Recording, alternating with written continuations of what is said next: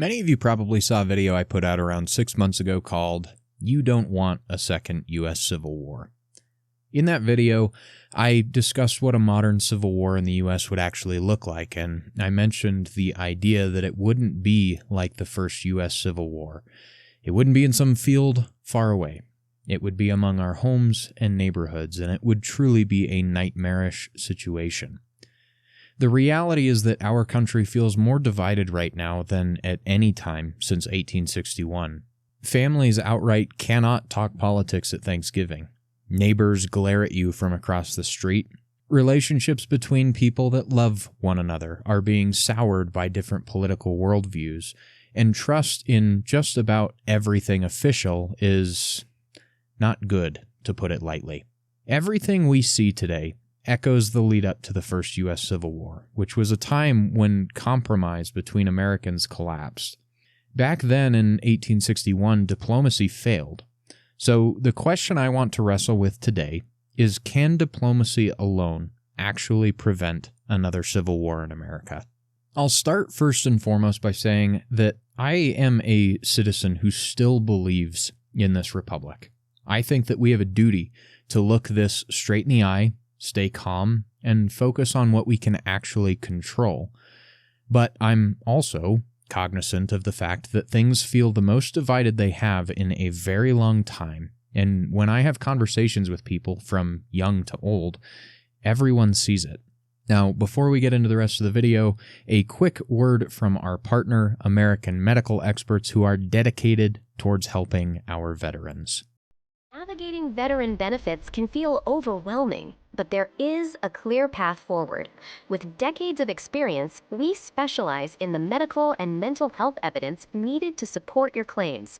Our team is A+ rated and accredited by the Better Business Bureau with a 5-star customer rating.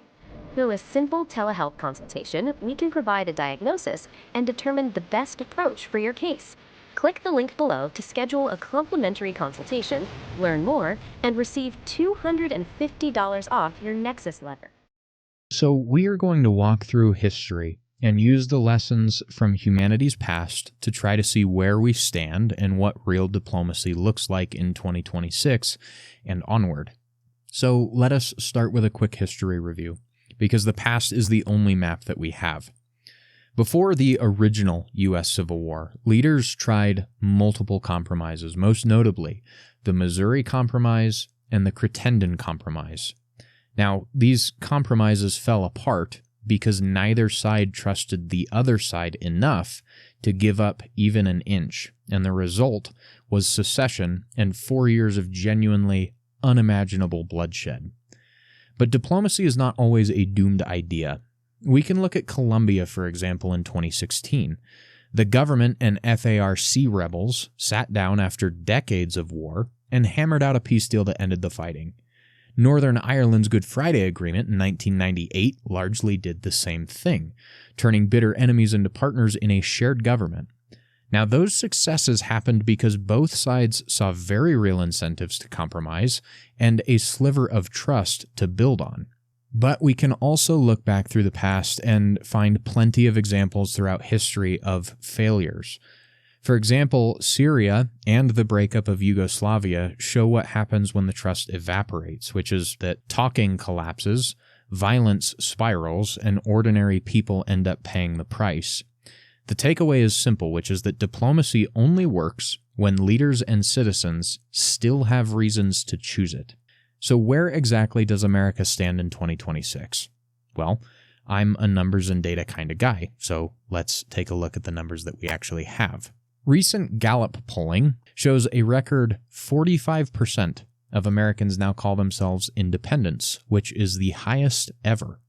The reason this is so significant is because one party has gone so far in one direction that in order to find any compromise on any issue, the other party has actually had to go in that same direction with them. Now, on top of that, affective polarization is also about as high as it's ever been. The majority of people in both parties do not just disagree with the other side. They view them as immoral or even a genuine threat to the country's future. We have stopped seeing fellow citizens and instead started seeing enemies, And that is a very real, very big problem. 89% of us expect high levels of political conflict this year, and frustration with the federal government remains the top national problem for a massive part of the country, on both the left and right politically.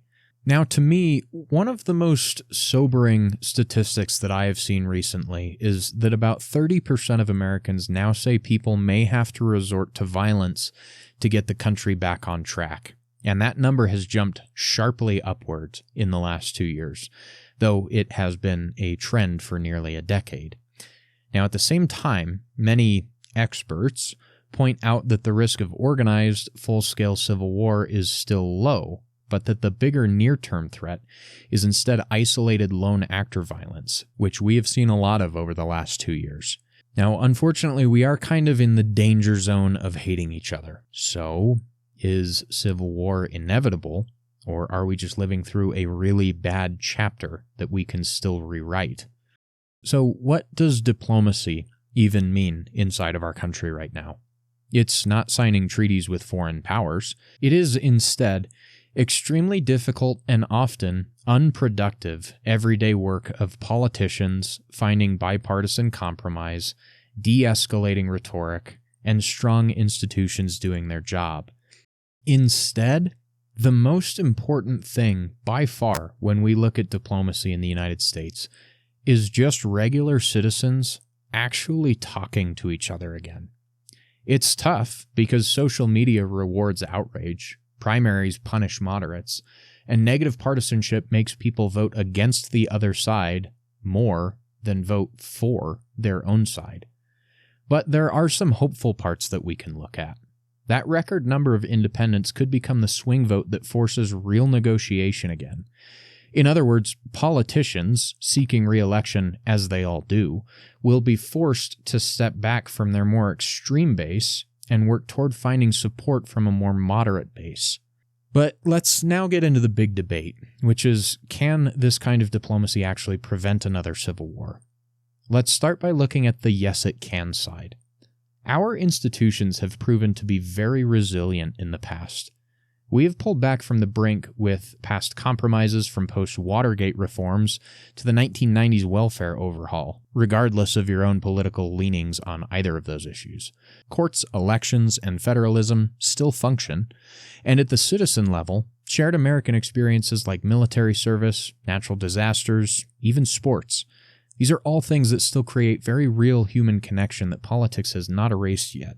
However, on the no we can't avoid it side, the polarization we are seeing is deeper than most crises except the one that led to 1861.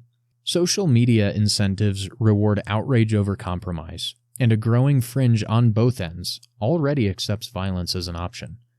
External shocks like an economic crash or another disputed election could very easily overwhelm the guardrails that are in place now. We exist in a fragile political ecosystem right now, and the reality is not many people in history thought that war would arrive at their doorstep until it did. So here's my own balanced take. Diplomacy is still our best nonviolent tool. It is not guaranteed to work, but it requires both sides, especially all of us, not politicians, to choose it before the window closes. So what do us regular folk actually do?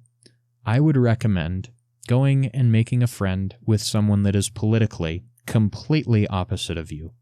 Go help with things like disaster response, service projects, or volunteering in your community. Focus on the shared upbringing of being an American, and recognize that while the guy or gal on the other side of the aisle might not have the same solution in mind, you may well both recognize the same problem, and that's a start. The real power is with us, American citizens. Talk to your neighbors across the political divide. Politicians will do what politicians do, which is be in the news, make you angry about something you cannot possibly influence, and then profit off of the outrage. This is true of both the politicians on the left and the right. We defend our republic with words and ballots first, self-reliance second, and force only as the absolute last resort. I have studied conflict and war for the majority of my life. Take my word for it. We do not want it here. And keep in mind that there are foreign adversarial interests all over the world that would love to see it happen here, and are actively trying to stoke that fire. Diplomacy is not guaranteed to save us, but it is the choice that we still control. Civil wars are not inevitable. They are chosen by the people. The real question is not whether the country is polarized. It is whether you and I will choose dialogue over division. So don't forget to like and subscribe, and as a part of my own ethos for life, if you believe that it is better to be a warrior in a garden than a gardener in a war, check out our newly released Civilian Rifleman SEER training course and learn about doctrine behind survival, evasion, resistance, and escape. And as always, thank you all so much for watching, and I will see you in the next one.